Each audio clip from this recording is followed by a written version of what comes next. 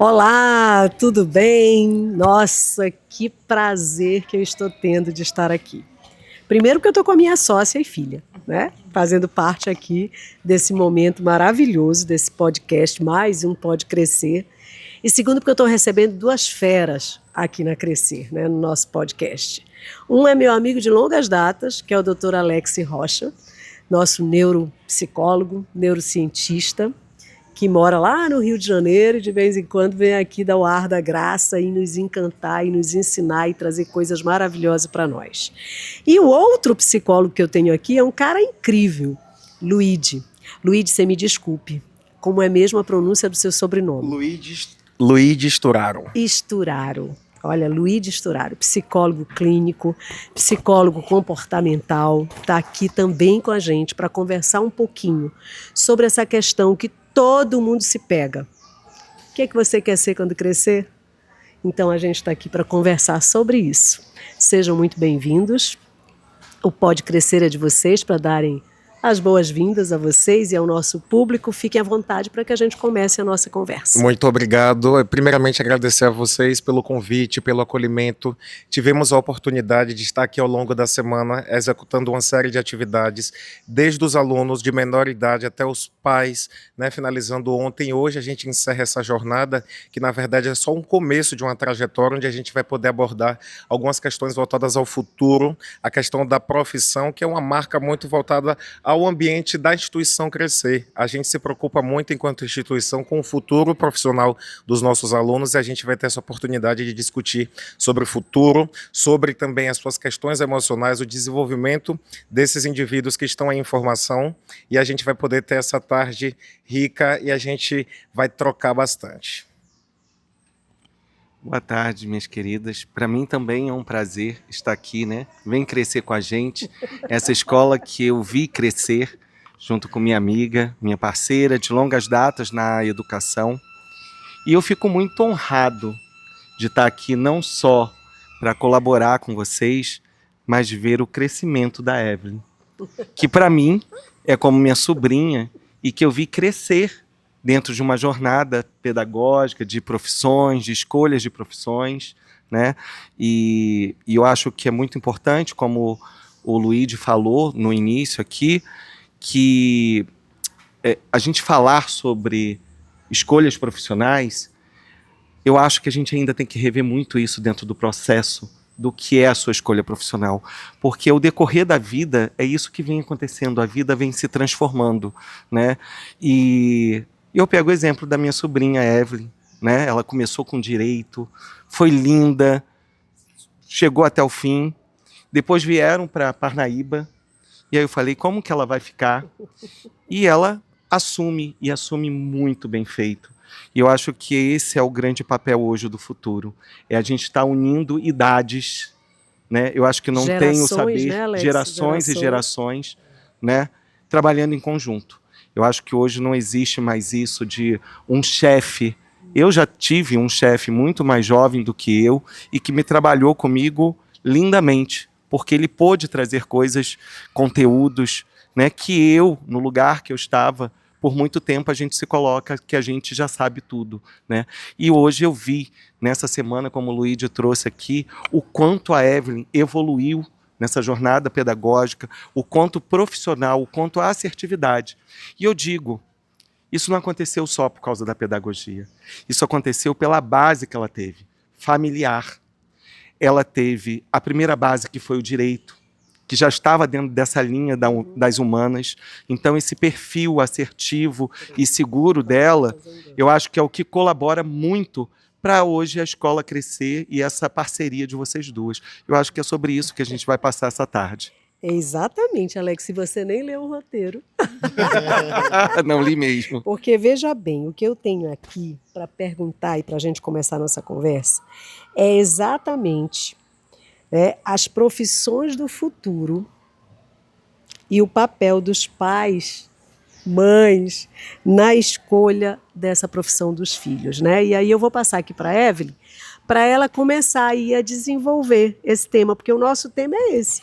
Qual Eu é o vou jogar um papel do pouquinho de pai e da beach mãe? tênis com ela agora. Isso. Qual é o papel do pai e da mãe nessa escolha de profissão dos filhos? Até que ponto a gente pode influenciar?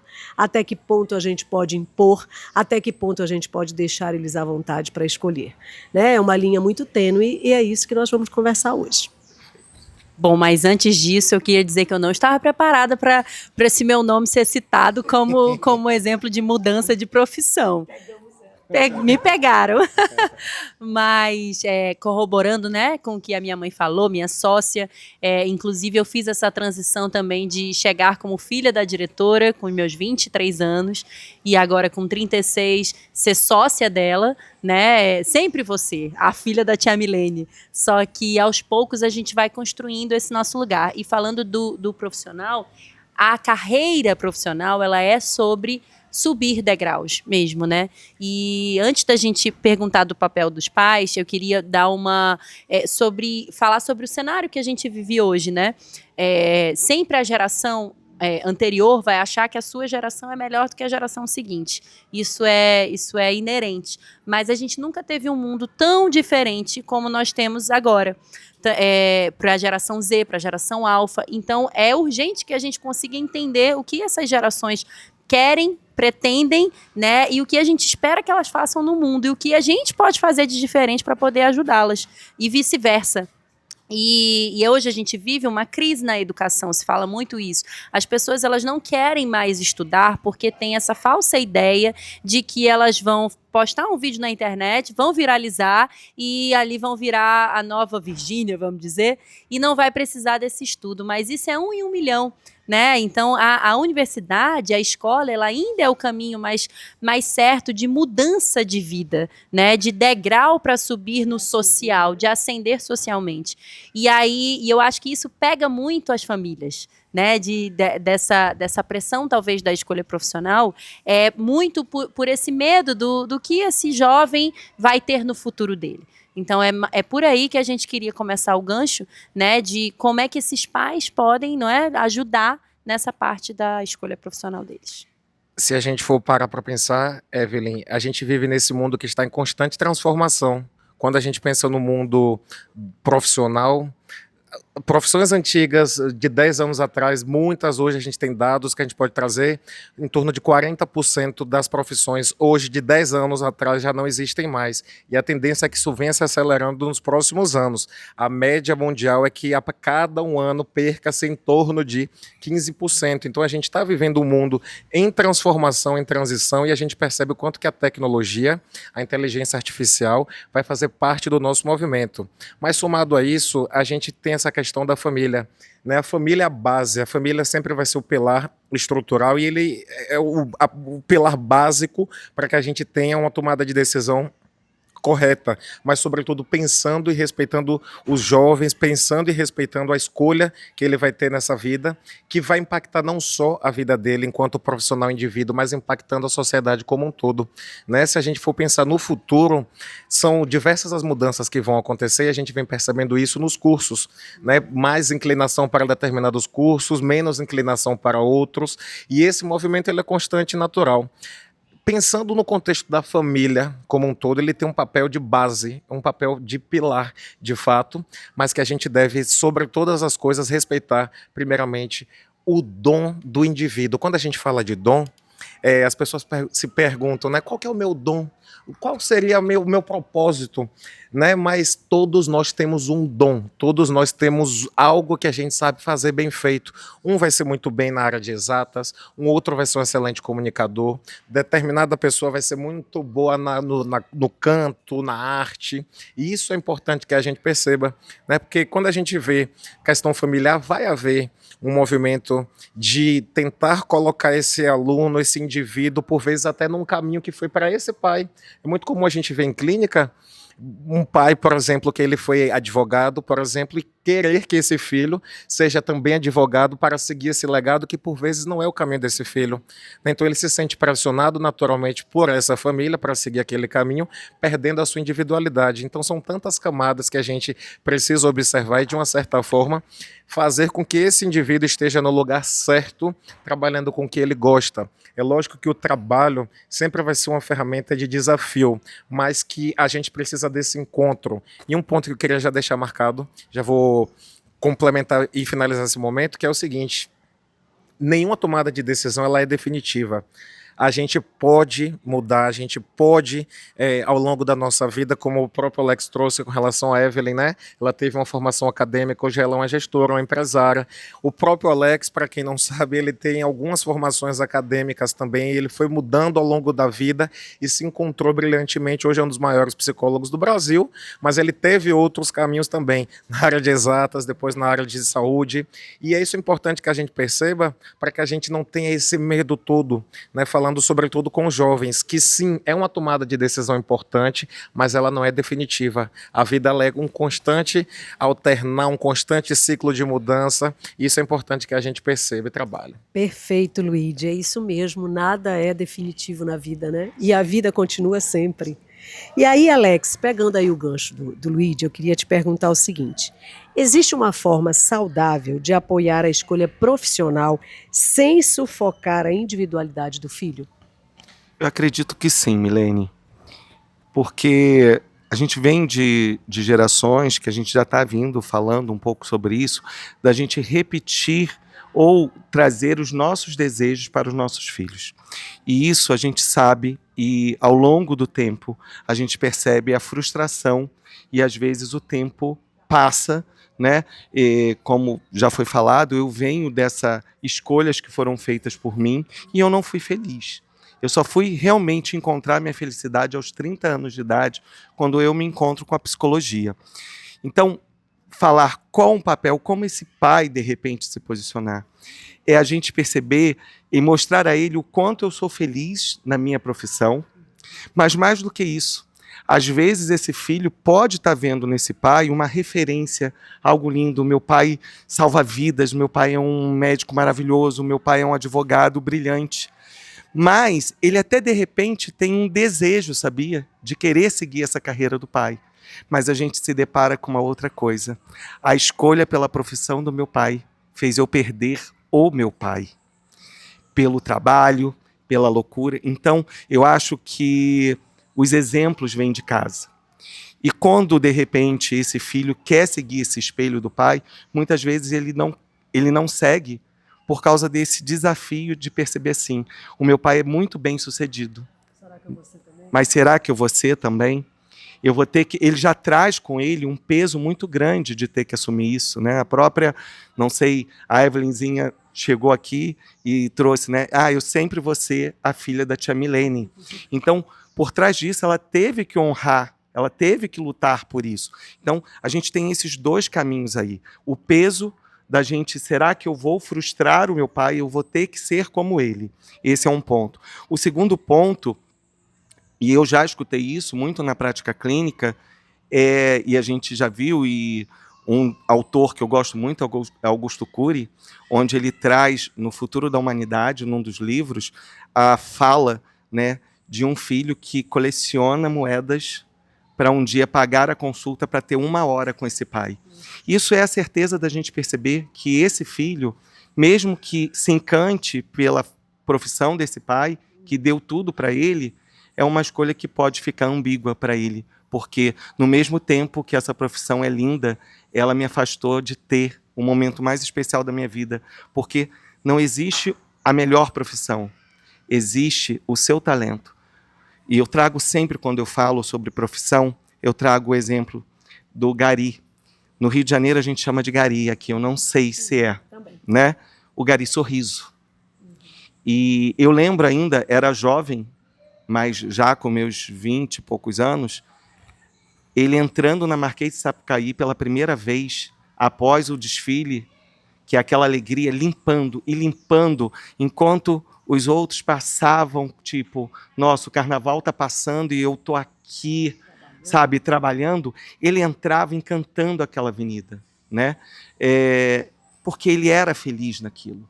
E eu tive a oportunidade de conhecer o Gari Sorriso e perguntar: você trocaria de profissão? Ele falou: nunca. Eu voltaria. Se existe uma outra vida, eu voltaria nessa. Porque eu faço conexões com as pessoas, eu tenho amor, eu tenho afeto. Então eu acho que a gente aqui está falando sobre desejos, o seu sentido e propósito. Não existe a melhor profissão se você não buscar o seu sentido e propósito de vida. É a reflexão, né? Que hoje em dia está tão esquecida, a gente vai vivendo no automático, e muito sobre a gente se conhecer é sobre refletir quem que nós somos e qual é o legado que a gente quer deixar no mundo. E isso vai muito pelo que a gente faz.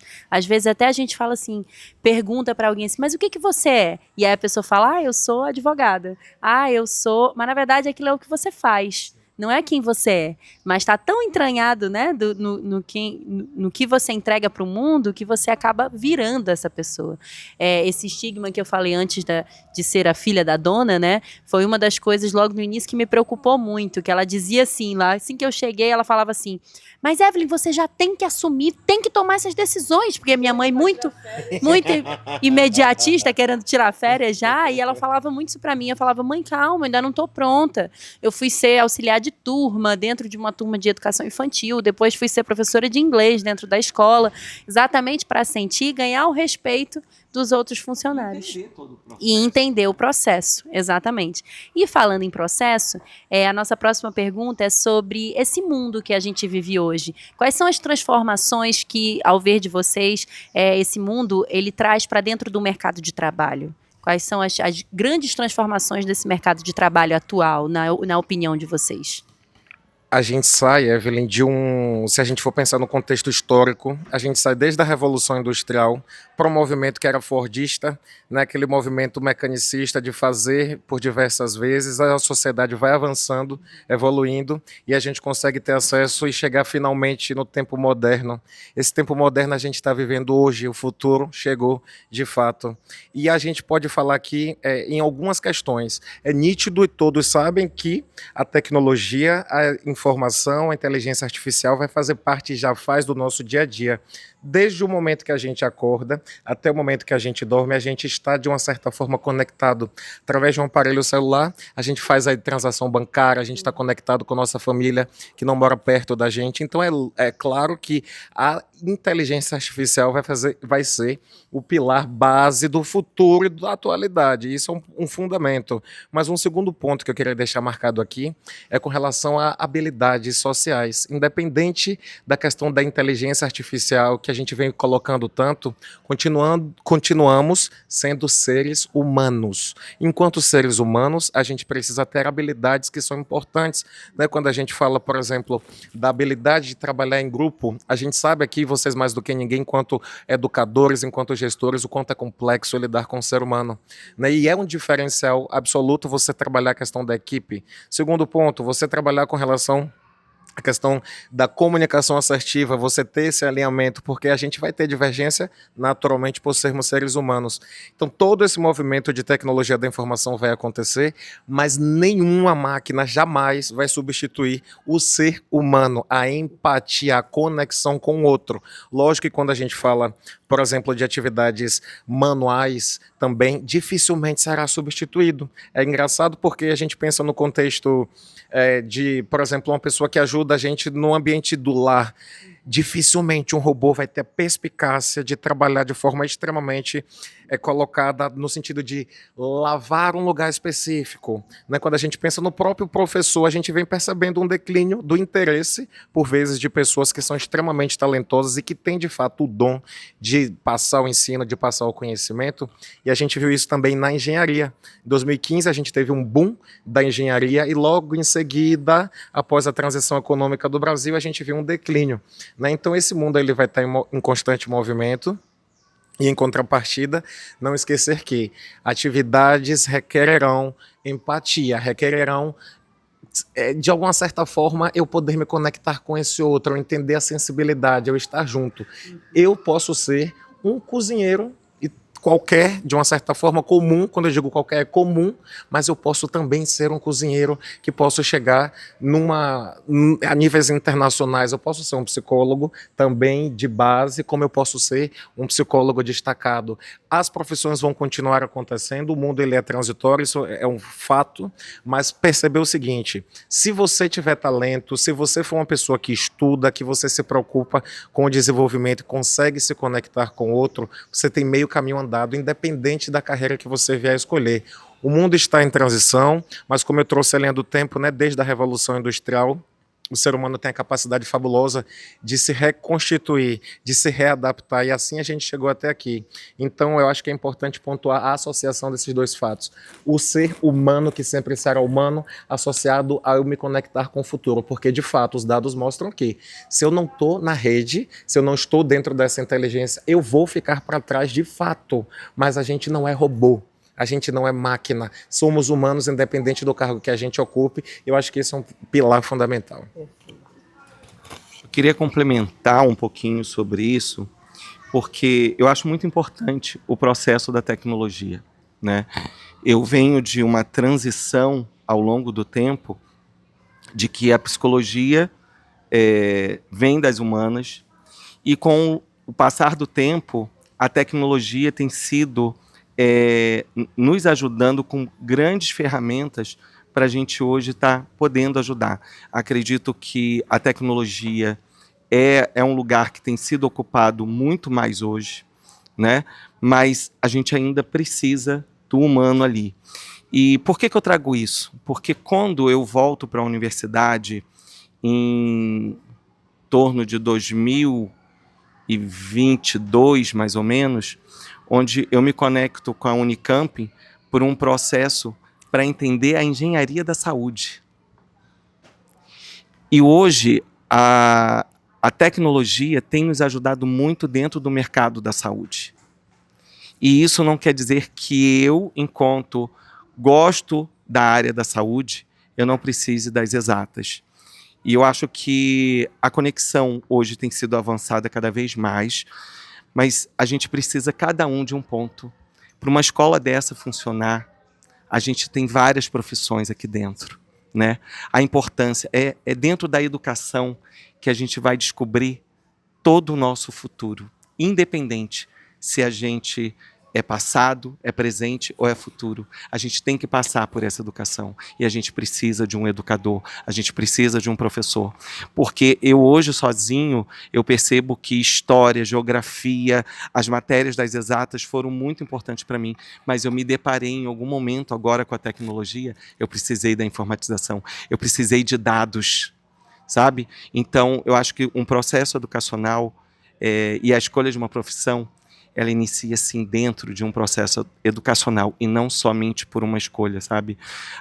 O aluno pode ter uma escolha, uma tendência maior para matemática, para letras, mas ele precisa de todas as outras, menos até, tudo bem, mas ele precisa para lá no futuro dele ele se desenvolver. Eu nunca imaginei que eu ia precisar das exatas no mercado que eu estou hoje. E eu sou um psicólogo que me diferencio muito pela tecnologia. E a tecnologia tem que estar comigo ligada com o quê? Com as exatas, né? Tem que ter essa comunicação. Então, eu acho que enquanto escola, a gente precisa, enquanto educador, enquanto gestores que vocês estão e se preocupando com esse assunto, né, do futuro dos alunos de vocês, é trazer sempre isso.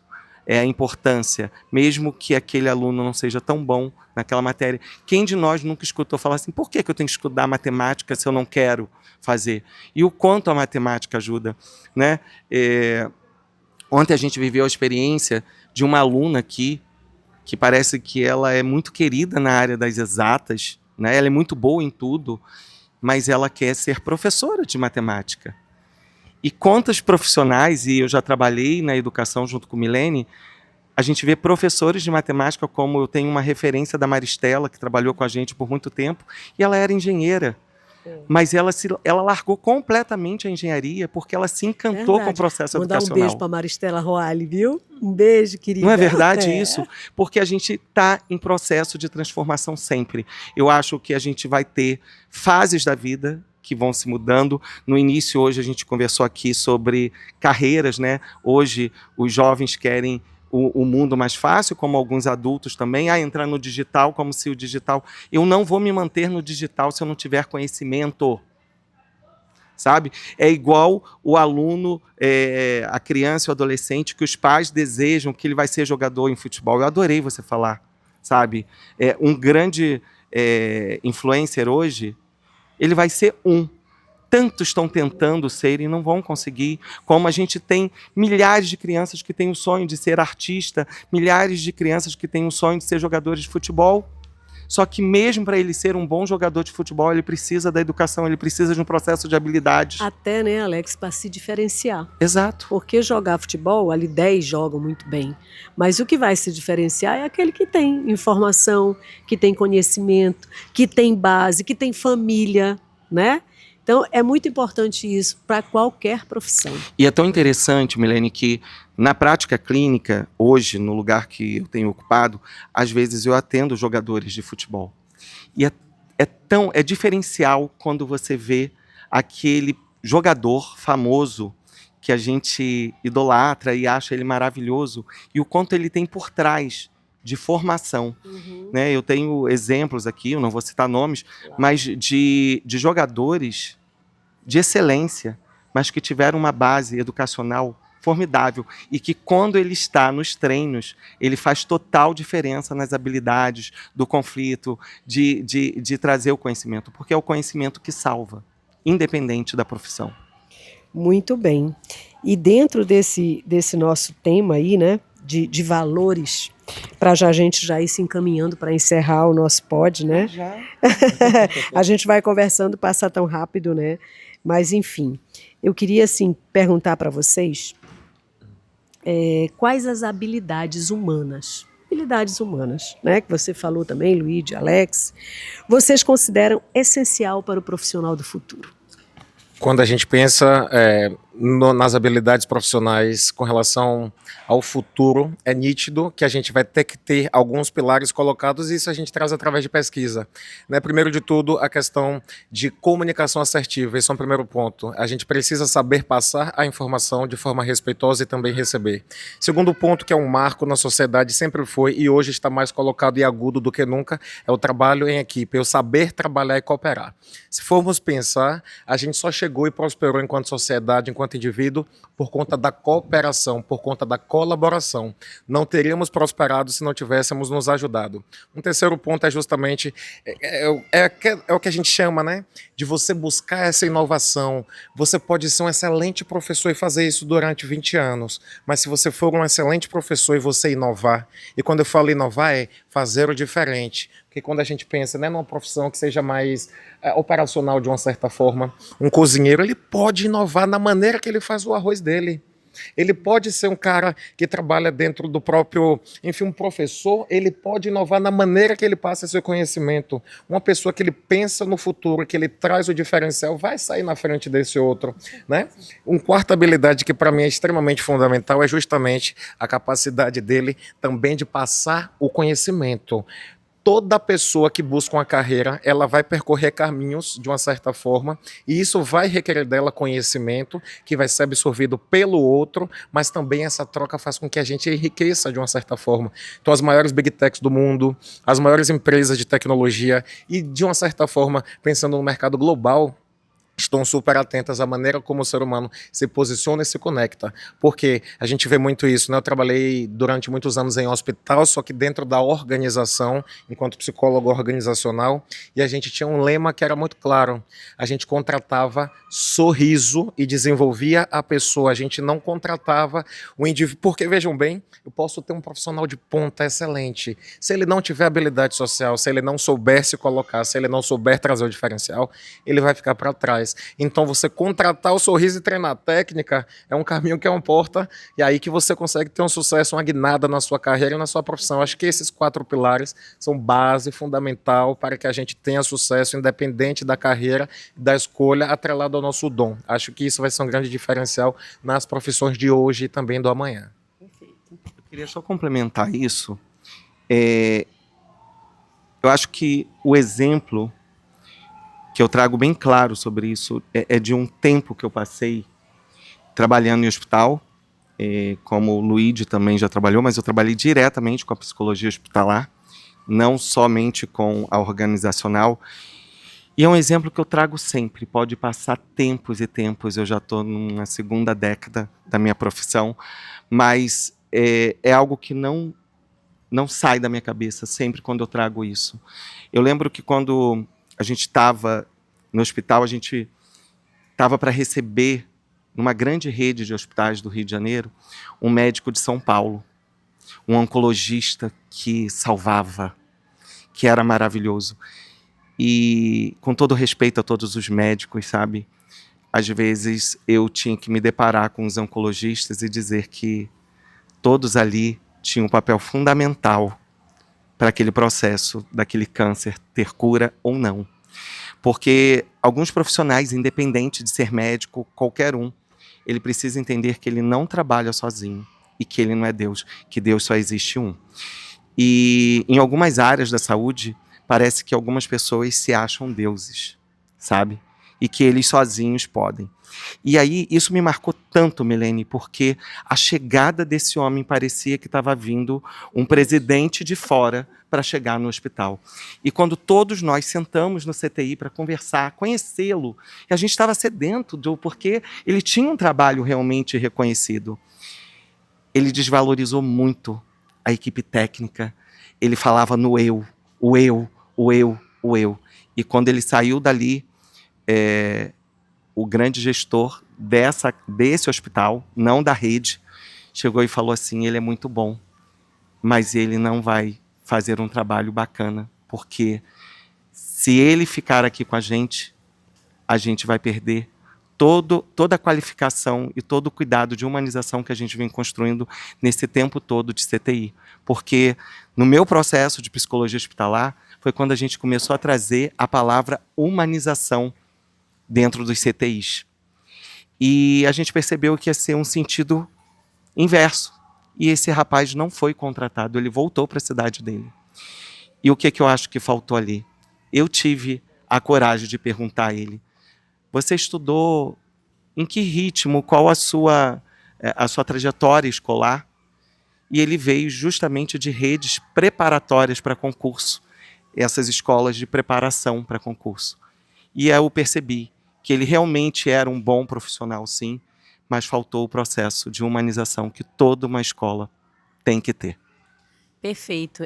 Pegando o gancho até para a gente finalizar, vocês falando sobre humanização, né, sobre o dom, a gente fala muito aqui na escola que o papel da escola é um papel de descoberta de talentos. A gente fala muito que é um viveiro de talentos, que a gente precisa oferecer vários tipos de tarefas para que a gente possa descobrir, de repente, a gente tem, por exemplo, aqui um concurso de HQs, de histórias em quadrinho, que ali a gente descobre o talento de desenho, né? A gente tem também os esportes, que a gente descobre quem pode ser esportista, e a gente tenta fazer, porque assim, o ensino formal é o básico, eu acredito que toda escola que se preze precisa passar conteúdo, isso é o básico, mas o plus que você dá para inserir essa pessoa no mercado de trabalho, não só como um técnico, mas como um ser humano preparado, é que vai fazer toda a diferença. Outro dia a gente fez um feedback para a nossa turma de 9º ano sobre um trabalho em grupo que eles tiveram,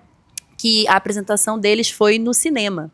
Era sobre Parnaíba, o trabalho, e eles tinham, o trabalho era para que eles fizessem um documentário sobre o tema X que a gente ia distribuir para eles e eles iam apresentar no cinema. E depois do trabalho, a minha mãe, né, e eu, a gente fez um feedback com os grupos do 9º ano. E aí um dos grupos, né, falou assim, porque a gente não gosta muito de trabalhar em equipe, algumas pessoas falaram, né? E aí foi uma ótima oportunidade da gente falar no feedback que realmente trabalhar em equipe não é uma coisa prazerosa, é muito difícil, mas essa habilidade do trabalho em equipe que eles estão aprendendo aqui na escola, eles vão levar lá para o mercado de trabalho. A gente até deu o exemplo, você nem sempre vai gostar do seu colega de trabalho e você vai ter que trabalhar com ele. Então esse tipo de habilidade que a gente acredita acredita que vai fazer a diferença. Então, esse é o papel da escola dentro dessa formação. Qual, na opinião de vocês, para a gente encerrar, seria o tipo de diálogo legal, ideal, que as famílias deveriam ter em casa com os seus filhos no momento dessa escolha profissional? Excelente. Evelyn, a família, ela é a instituição de base, ela é a instituição de pilar mesmo, e com toda certeza fazer com que esse indivíduo se sinta valorizado na sua peculiaridade. Somos indivíduos, somos mais de 8 bilhões de pessoas no mundo, cada um de nós vai ter a sua peculiaridade, não existe um outro ser humano parecido, existem parecidos, mas não iguais a gente. Então acredito que você perceber a individuação do indivíduo é o fundamental. O segundo ponto é justamente perceber as habilidades dele. Você percebe nitidamente quando a pessoa ela tem um talento para determinadas áreas, desde muito pequeno, por vezes, a pessoa já demonstra um dom, né? Quando a gente fala do canto, quando a gente fala, por exemplo, das habilidades com as artes, quando a gente fala também de atividades que precisem dessa questão do envolvimento do trabalho em equipe. Então, acho que a família estar junto, ter esse movimento de acolhimento, vai fazer com que esse indivíduo se sinta absolutamente seguro na sua tomada de decisão. É lógico que todo jovem, aqui vocês lidam na Crescer com jovens, constantemente, diariamente, e a gente tem essa inquietude natural enquanto jovem, né, nas tomadas de decisão, mas a família vai ser um pilar base para que esse indivíduo se sinta acolhido e, sobre todas as coisas, direcionado, impulsionado para essa família, porque eu posso ter uma família que ela é âncora no sentido de me colocar numa posição de culpa, de medo, de angústia, de pressão, como ela pode ser um potencializador de incentivo, de buscar esse futuro, de buscar um caminho. Acredito que o respeito é a grande base disso tudo, e a gente viu isso na psicologia, né? A gente, enquanto psicólogos, somos 3 psicólogos, a diretora da instituição, ela é também psicóloga por formação, e a gente passou, Evelyn, por um caminho onde a gente teve muito trabalho em fazer a psicologia ser reconhecida, né? Hoje a gente viu sair uma pesquisa hoje, mostrando que 56% dos brasileiros, eles se preocupam muito mais com a questão da saúde emocional, e isso vai estar em voga dentro de todas as empresas do mundo, do que questões voltadas, por exemplo, ao financeiro, né? Porque o financeiro, ele paga, ele te dá a oportunidade de ter uma qualidade de vida, mas o bem-estar emocional, ele não tem preço, né? Então, acredito que ter esse acolhimento vai fazer com que eu tenha direcionamento e me sinta capaz, potente para eu alcançar qualquer voo que eu queira fazer durante a minha vida e a minha trajetória profissional. Eu sempre sou da base do amor e acho que toda família, para qualquer escolha que esse filho vier, ele tem que acolher e dizer: eu estou junto com você para o que você precisar. E eu acho que não existe receita, não existe técnica para isso. Existe amor e segurança, porque a base da gente é que reflete o nosso futuro. Independente. Eu venho de pais que não tiveram grandes instruções, mas formaram grandes homens. Então, através do amor. Então, o que me fez me tornar o homem que eu sou hoje, realmente foi essa base de segurança que eu tive nos meus pais, de amor pelas minhas escolhas, né? E, para a gente finalizar, eu tenho percebido muito que, após a pandemia, a gente teve um grande boom de novas profissões e novas possibilidades de você trabalhar em home office. Mas isso também tem tido um processo de adoecimento. E o que você trouxe hoje, enquanto pesquisa, é o que vem acontecendo. Porque as empresas continuam crescendo muito, tendo seus profissionais trabalhando de suas próprias casas, que isso é muito bom, eu poder trabalhar de dentro da minha casa. Mas essas pessoas estão adoecendo muito mais. E a saúde mental está ficando em primeiro lugar, sim, e por isso tem falado tanto em saúde mental, porque o adoecimento está vindo muito maior. Eu pego profissionais que eles estão deixando de pegar sol, eles não se comunicam com a própria esposa que está dentro da sua própria casa. Eles não dão um bom dia para o porteiro, às vezes fica uma semana trancado dentro de um quarto, sem se socializar. As habilidades sociais E as habilidades estão se sociais perdendo, né? estão se perdendo. Então, as profissões do futuro estão vindo e acho que a forma da gente conseguir, como hoje a gente está aqui fazendo um podcast, podendo atingir tantas outras pessoas que, de repente, não puderam estar aqui essa semana com a gente ou numa reunião, mas a gente não pode perder o contato do humano. O robô vai nos ajudar, mas o amor e a empatia é que vai prevalecer. Pois é. E aí eu vou dar um spoiler do nosso projeto de 2026, vocês sem saberem. Afinal, conduziram esse podcast para o nosso projeto de 2026, que é Ser Humano. O que as máquinas não sabem fazer. Brincar, sentir, criar e cuidar. Um resgate da essência humana. Esse é o projeto Guarda-Chuva que vai nos cobrir no ano 2026, porque a gente entende que o amor, a segurança, o diálogo, o exemplo, né? A máquina não vai nos dar nunca, mas as profissões do futuro precisam demais disso. Então, quem vai fazer o diferencial, já faz hoje e fará no futuro, é aquele que for ser humano verdadeiro, de verdade, que sente, que ama, que brinca, que sorri, que dá bom dia, que tem as habilidades sociais. Então, seja a profissão que for, que você escolha, que o seu filho escolha, apoie, oriente, informe, ouça, faz um diálogo com ele, porque é isso que faz a base de nós sermos ser humano. É a gente poder se encontrar, ouvir e entender o que o outro quer. E é com esse final. A gente fica te convidando. Como é que é, Alex? Vem crescer com a gente. Tchau, pessoal. Tchau, tchau. Muito obrigado. Nossa,